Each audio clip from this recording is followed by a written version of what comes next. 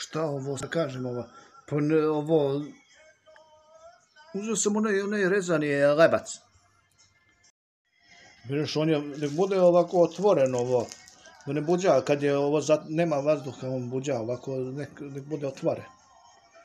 Bar je on. Vidiš ovo.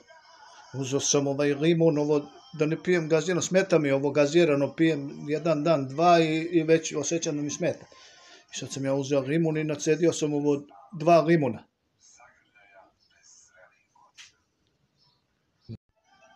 Dobro, ovo si po šećeri, ovo i super je ovo limunada.